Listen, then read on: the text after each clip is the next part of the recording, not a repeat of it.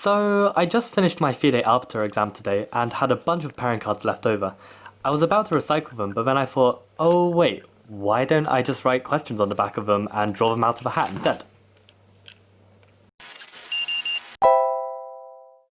Hey everyone, it's Michael from Chess Lifestyle, and today I thought I'd do a more fun video, essentially playing Never Have I Ever with myself, which feels kind of sad, but hey, we're in lockdown, so you know, I'm doing the world a favour by playing it with myself, not with other people. Anyway, I guess this really is pretty much just a Q&A, except slightly more jazzy. Yeah, so I'm just going to be answering a bunch of questions that people have sent me. I've asked fans on our Instagram page, as well as just asked my friends on like Snapchat and stuff. So there's been quite a few spicy questions. I don't know how many we'll get through because there were a bunch, but I just thought I'd like draw them out of this hat and yeah, see how it goes. Okay, so question 1. Never have I ever played an opponent with bad breath. Right. Okay, so firstly, yes, absolutely, and it's a real distraction. And you know, mint exists,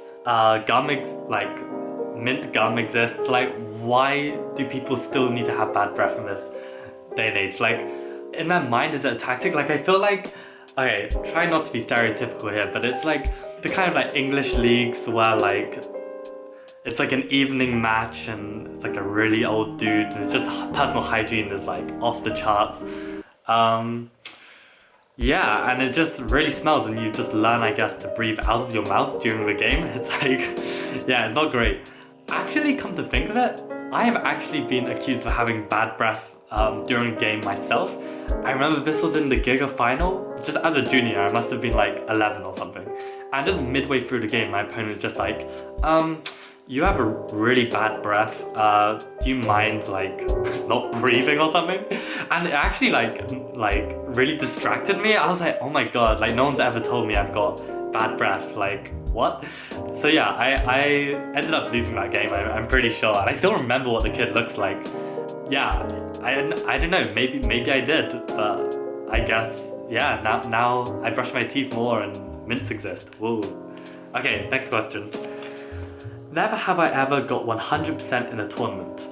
I don't think I'd actually done it like in my junior days, but recently I played in the Buka British University Chess Championships and I scored 5 out of 5 on my board for my team. And I was the only one to do that out of like the whole hall of like 100 plus people. So yeah, that felt pretty good. And like I beat some pretty strong players as well. So yeah, got my gold medal. Okay, next question. Never have I ever beaten an IM or GM over the board. Now, I know the answer instantly to this, and that is no. It's really bugged me, like I've never beaten an IM or GM in simultaneous, never like in a rated game. It's just like, I don't know, like okay, I haven't had too many opportunities, but yeah, I mean they're good. What can I say? Like, yeah, I mean I've had close games, but yeah, never beaten them. So yeah, I guess that's something I need to aspire to. Okay, next question. Never have I ever played in a tournament while drunk. Wow, okay, this one will be a long one. So, I played in the British University Chess Championships a couple years ago. This was not the time I got 5 out of 5, which was this year.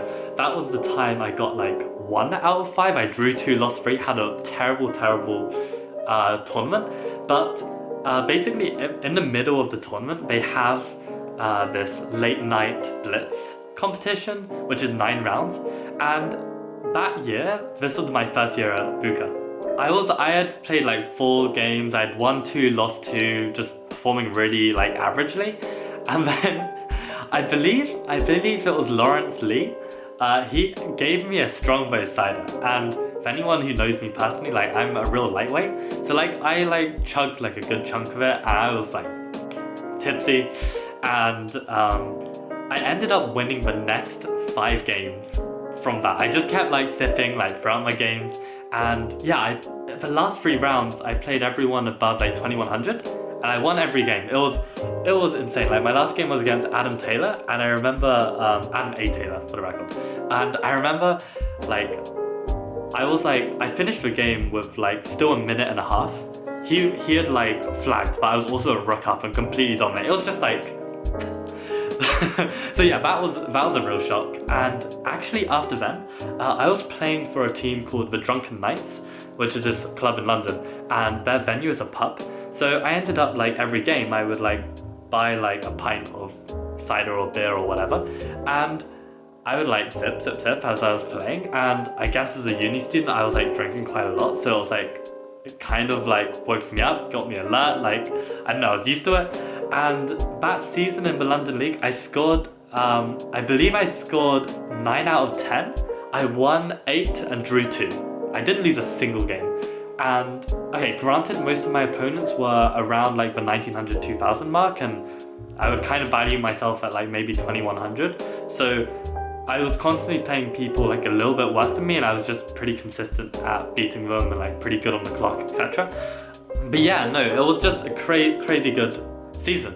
The last time I really drunk while playing chess, this was in the Thanet Congress. It was an open tournament, and I actually beat my strongest opponent. He was rated 225 ECS, which I think converts to like 2350 or something like this. So I beat that guy, and I can't believe that again, like going into the last round, I was going to be like Kent champion, I think, if I had won my last game, and I managed to lose. And the guy I lost to, when he received the trophy, this huge trophy, he didn't even look happy. He was just like, okay, like I won it, I guess. I was just pissed. I'm not gonna mention any names, but yeah, no. So I was drinking in that tournament as well, and after that I was like, well, clearly I'm getting good results with this, but do I want to rely on this? This is probably not healthy for me. So yeah, since then I haven't ever drunk while playing in competitive chess. But no, honestly, like I think there's real merits to it. I think it like boosts your confidence over the board, like you're a bit more decisive. I don't know, it's just like, I think especially in time trouble as well, like I wasn't feeling any nerves at all. I was just like playing and feeling great, and yeah, I don't know, it worked for me. Wow, terrible advice. Anyway, yeah, next question. So, never have I ever developed an online chess addiction.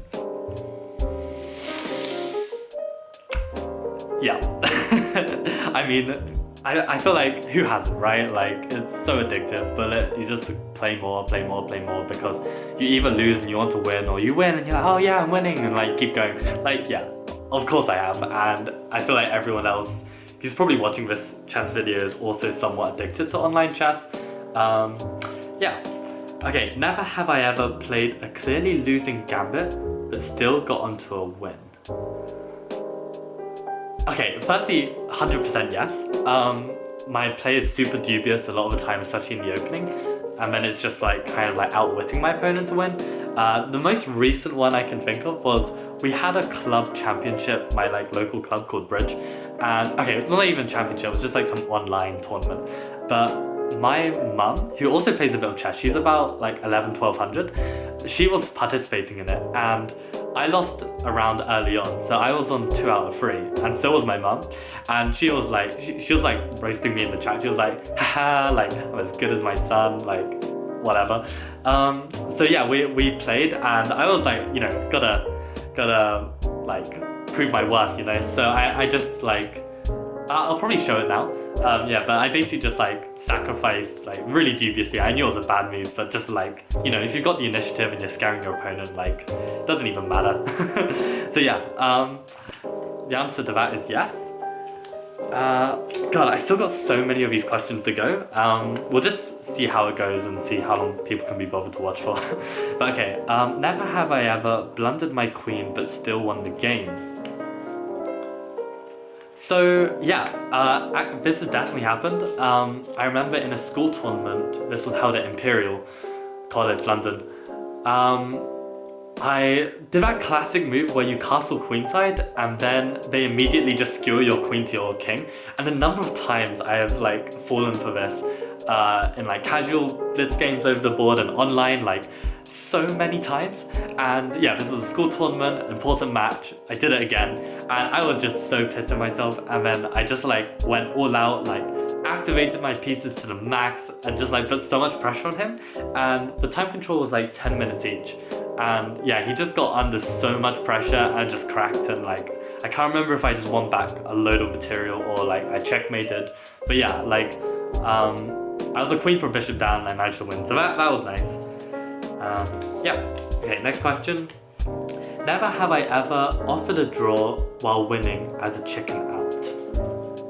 No, I am actually super against like draws in general. Like I feel like, you know, you'll learn more by just playing to the end. Even in like a drawn position, like just play to the end and like try and force a mistake from your opponent. If you keep pushing, like, and you have like a calm mentality about it, then like, you know, your opponent might crack and they might get frustrated as well because they're like, oh, this is a draw.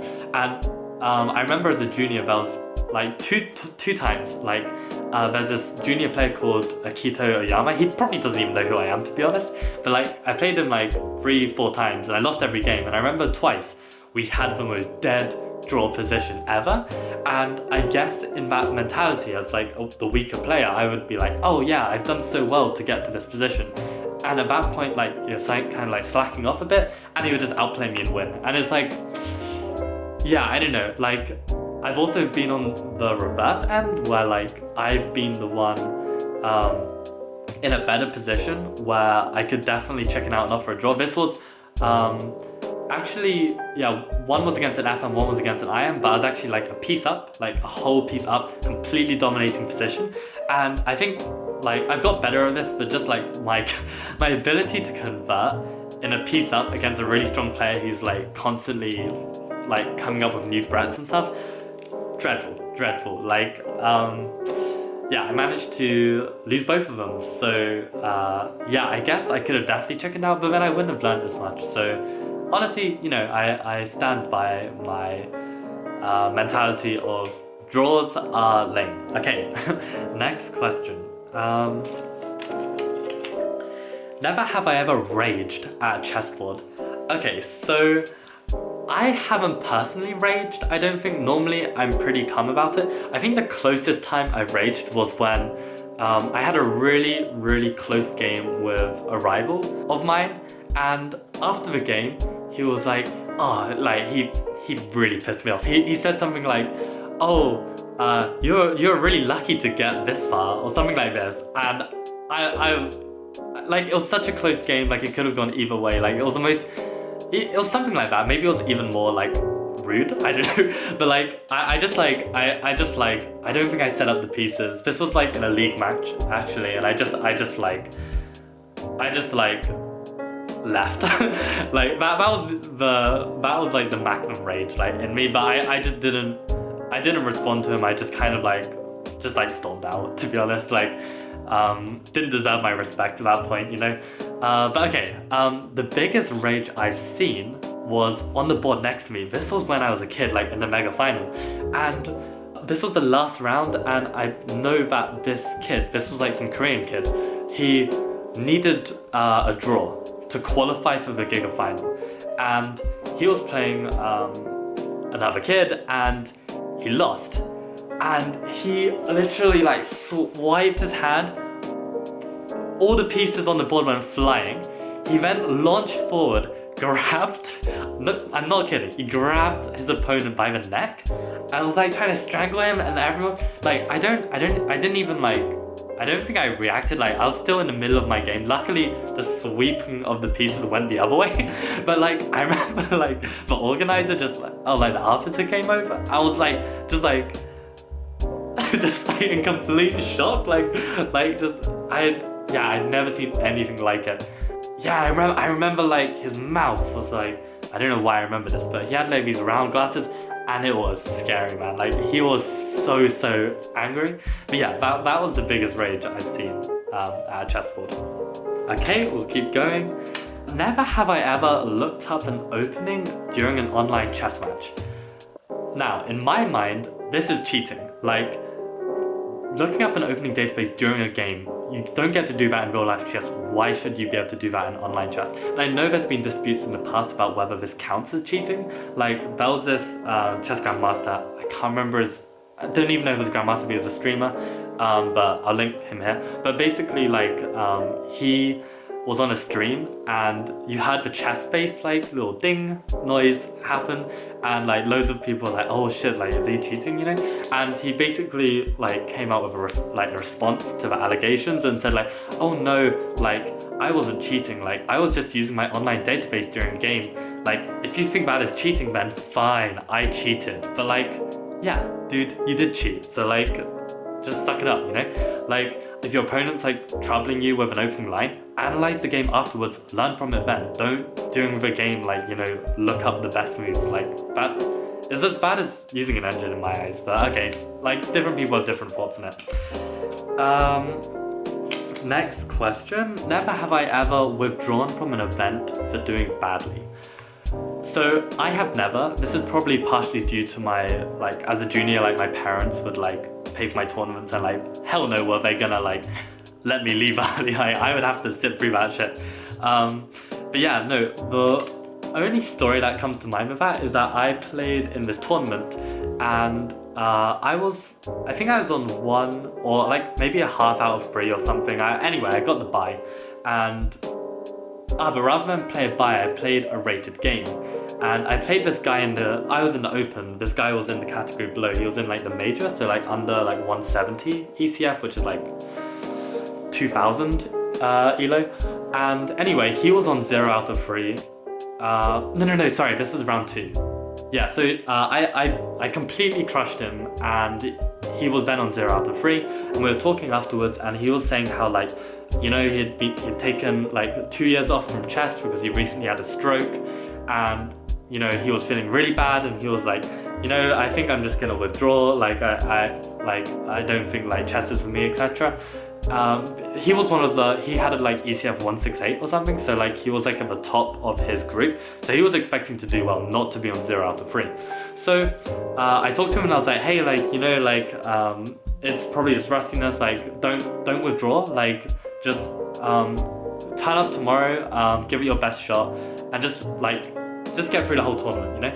And I remember seeing at the end of the tournament, I looked at the scores, and he finished on 2 out of 5. It was a 5-round Swiss.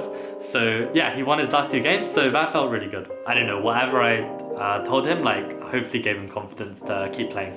So yeah, I think don't withdraw from the tournament, like, you know, just try and reset, try not to think about the last few losses, and just try and use this as an opportunity to, I don't know, test yourself, you know, like whatever you've been studying in recent weeks, just test yourself and try and come at it with a positive mentality, whatever score you're on. Okay, never have I ever eaten a chess piece. Okay, I remember, so my friend who sent me this, it was more of a joke, but actually I have.